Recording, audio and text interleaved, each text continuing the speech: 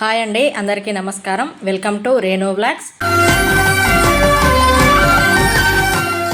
ఈరోజు భద్రకాళి టెంపుల్కి అయితే రావడం జరిగింది. విజయానికి ప్రతీకగా ఈ అమ్మవారిని కొలుస్తూ ఉంటారు.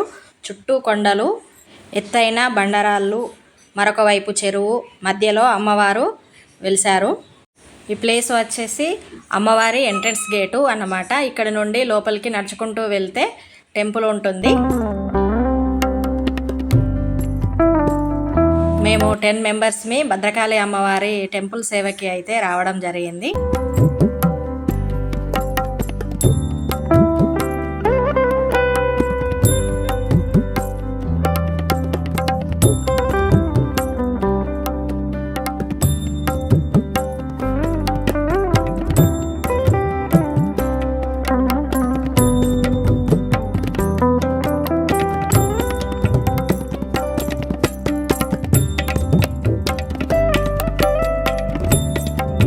ఇక్కడ ప్లేస్ వచ్చేసి చాలా ప్రశాంతంగా ఆహ్లాదకరంగా అనిపిస్తుంది. ఇక్కడ ఎత్తైన పెద్ద పెద్ద బండరాళ్ళు అయితే ఉన్నాయి.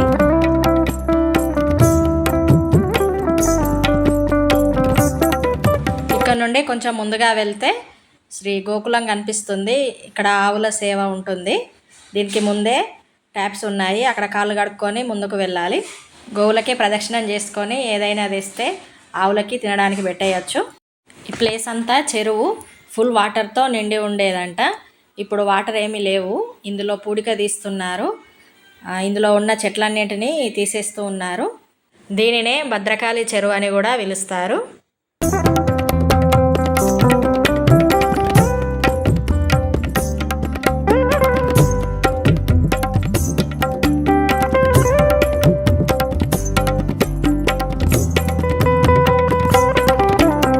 మేము రథసప్తమి రోజున వచ్చాము.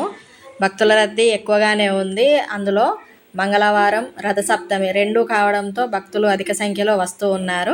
ఈ దారి నుండి స్ట్రేట్గా వచ్చామంటే మనకు ఎదురుగా సంకష్టహర వినాయకుడు మనకు ఎదురుగా దర్శనమిస్తారు. ఆ తర్వాత రైట్ తీసుకుంటే ముందుకు వెళ్తే అక్కడ శ్రీచక్రం ఆకారంలో దారి కనిపిస్తుంది. ఆ ఇనుప చువ్వలలో దారి వెతుక్కుంటూ వెళ్ళాలి. అలా సాఫీగా సాగినట్టయితే లోపలికి వెళ్ళడానికి ఒక దారి, బయటికి రావడానికి ఒక దారి ఉంటుంది. లోపలికి వెళ్ళాలి. వెళ్ళేటప్పుడు ఎలాంటి ఇబ్బందులు లేకుండా సాఫీగా దారి సాగుతూ ఉందంటే వారి వారి జీవితాల్లో ఎదుర్కొంటున్నటువంటి చిక్కులు చికాకుల నుండి బయటపడతారని నమ్ముతారు. అక్కడి నుండి బయటకి వస్తూనే ఎదురుగా భద్రకాళి అమ్మవారి ఆలయానికి దారి కనిపిస్తుంది. లోపలికి ఎంటర్ అవ్వగానే ఎదురుగా ధ్వజస్తంభం, బలిపీఠం కనిపిస్తాయి. భద్రకాళి ఆలయాన్ని దక్షిణ భారతదేశపు స్వర్ణ దేవాలయం అని అంటారు. ఈ టెంపుల్ నిర్మాణం చాళుక్యుల కాలం నాటిదంటారు. ఈ ఆలయం సూర్యోదయం, సూర్యాస్తమయం సమయాల్లో బంగారు వర్ణంలో మెరిసిపోతుందంటారు. అందుకే భద్రకాళి ఆలయాన్ని దక్షిణ భారతదేశపు స్వర్ణ దేవాలయం అని పిలుస్తారు. ఈ దేవాలయం దాదాపు 1000 సంవత్సరముల చరిత్ర గల దేవాలయం భద్రకాళి దేవాలయం. క్రీస్తు శకం 625లో చాళుక్య రాజవంశం రాజు 2వ పులికేసి భద్రకాళి అమ్మవారి ఆలయాన్ని నిర్మించాడు. తర్వాతి కాలంలో ఈ ఆలయ ప్రాంతాన్ని తమ ఆధీనంలోకి తీసుకున్న కాకతీయులు అమ్మవారిని విశేషంగా పూజించేవారు. మేము ఉదయమే ఇక్కడికి చేరుకొని అమ్మవారిని దర్శనం చేసుకున్న తర్వాత మాకు డ్యూటీలు నిర్ణయిస్తారు. మాకు ఇక్కడ సేవ ఏంటంటే భద్రకాళి అమ్మవారికి సమర్పించినటువంటి కుంకుమ ప్యాకింగ్ చేయడం. అది భక్తులకు అర్చన అనంతరం పూజారులు భక్తులకు అందజేస్తారు. అందుకు కావలసిన ప్యాకెట్లు ఎక్కువగానే ఉంటాయి. భక్తులు ఎక్కువగానే వస్తారు కాబట్టి ఎక్కువ సంఖ్యలో ప్యాకెట్లు తయారు చేయాలి. అందుకోసం ఆ సేవ మాకు కేటాయించారు.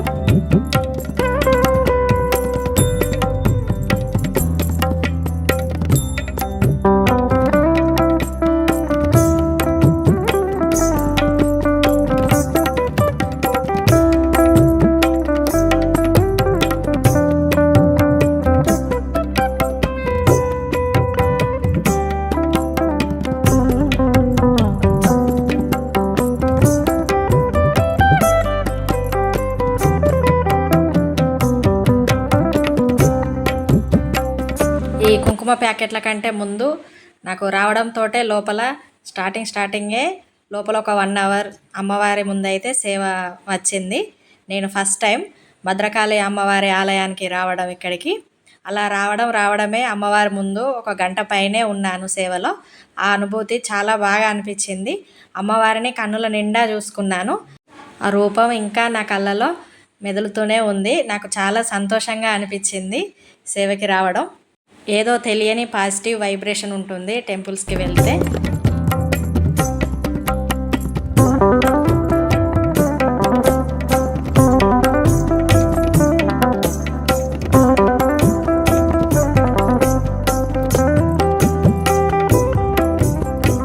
ఆలయం ముందు భాగంలో మహామండపం ఒకటి నిర్మించారు. అందులో ధ్వజస్తంభం, సింహవాహనం, బలిపీఠం, సుబ్రహ్మణ్యేశ్వరుడు, ఆంజనేయ స్వామి ప్రతిష్టలు ఉన్నాయి.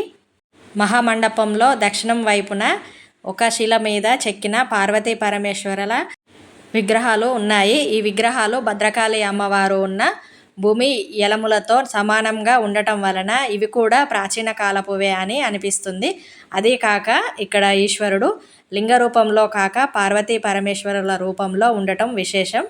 పక్కనే నవగ్రహాలు కూడా ఏర్పాటు చేశారు. మేము వెళ్ళిన టైంలో అక్కడికి సుమన్ టీవీ వాళ్ళు కూడా వచ్చారు. వాళ్ళు కూడా వీడియో చేస్తున్నారు. అక్కడ నుండి బయటకు వస్తూనే ఒక పెద్ద బండరాయి కనిపిస్తుంది. అదంతా ఒకటే బండరాయి, ఎలాంటి క్రాక్స్ లేవు, అంతా ఒకేలాగా ఉంది. చాలా బాగా అనిపించింది. చాలా ఎత్తైన బండరాయి ఇది.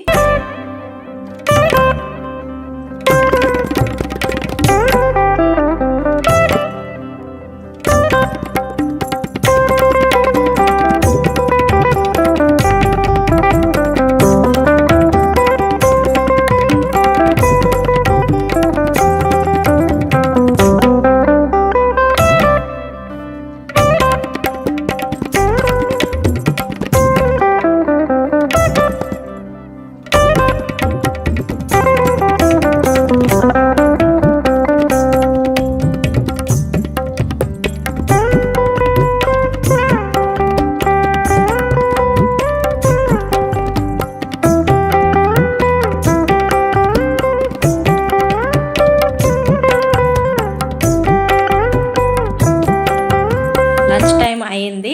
భోజనం చేయడానికి భోజన హాల్కి అయితే వెళ్ళడం జరిగింది. ఎవరైనా దూరం నుండి వచ్చిన భక్తులు ఇక్కడ భోజనం చేయాలంటే ఆలయానికి ముందు టోకెన్స్ ఇస్తారంట. ఆ టోకెన్స్ తీసుకువచ్చి ఇక్కడ చూపిస్తే వారు భోజన ఏర్పాట్లు చేస్తారు. ఎవరైనా దాతలు విరాళాలు ఇవ్వాలంటే అక్కడ ఇవ్వచ్చు.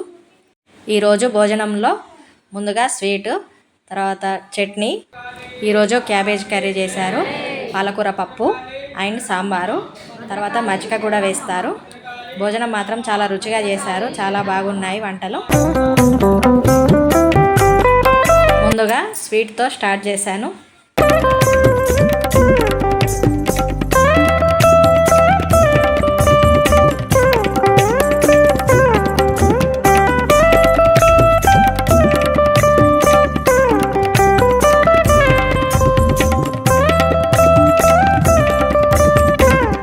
భోజనాలు పూర్తి చేసుకొని మళ్ళీ టెంపుల్ వరకు రావడం జరిగింది. టెంపుల్లో సేవకి ఇక్కడ భద్రకాళి అమ్మవారు లోపల ఎలా అయితే నిజ రూపం ఉంటుందో సేమ్ అలాగే ఇక్కడ కూడా అమ్మవారిని ఏర్పాటు చేశారు.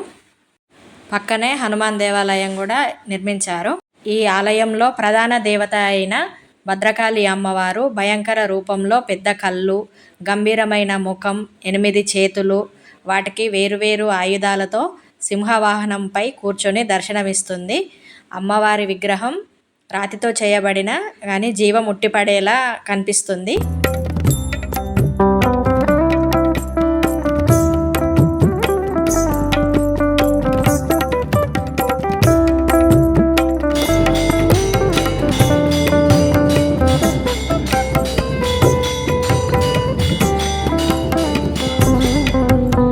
శ్రీ భద్రకాళి అమ్మవారి విగ్రహం దాదాపు 9 అడుగుల ఎత్తు, 9 అడుగుల వెడల్పు, కన్నుల పండుగగా అలరారుతూ భక్తులను కటాక్షిస్తూ కనిపిస్తుంది.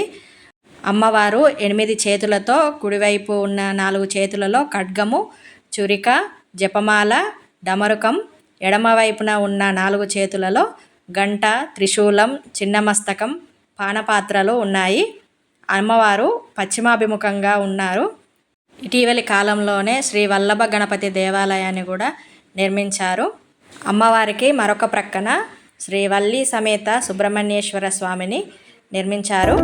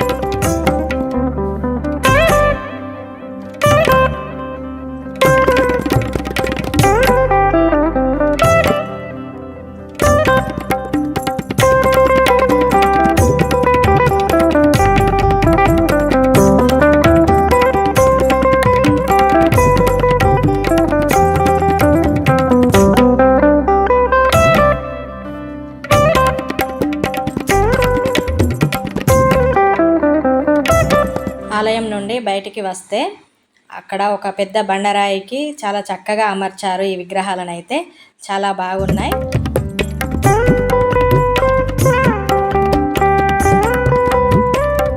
అక్కడి నుండి కొంచెం ముందుకు వస్తే అమ్మవారి అద్దాల మండపం ఉంటుంది. లోపల ఉయ్యాలలో అమ్మవారు స్వామివారు ఉయ్యాలూగుతున్నట్టుగా కనిపిస్తుంది.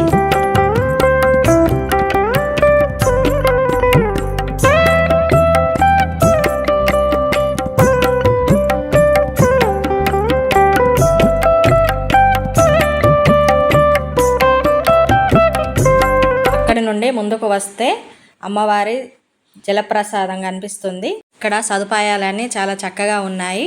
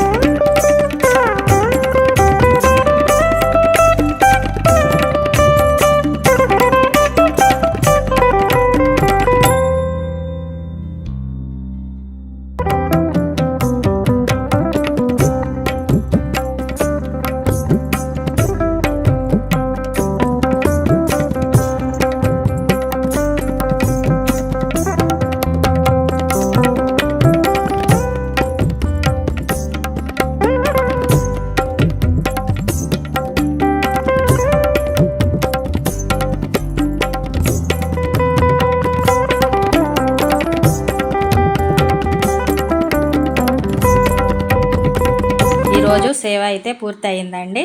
సాయంత్రం అయింది, ఇంటికి బయలుదేరాము. ఇదేనండి ఈరోజు వీడియో. నా వీడియో కనుక మీకు నచ్చినట్లయితే లైక్ చేసి షేర్ చేయండి. అలాగే మొదటిసారి వీడియో చూస్తున్నట్లయితే సబ్స్క్రైబ్ చేయండి. మరిన్ని మంచి వీడియోస్తో మీ ముందుకు వస్తాను. Thank you.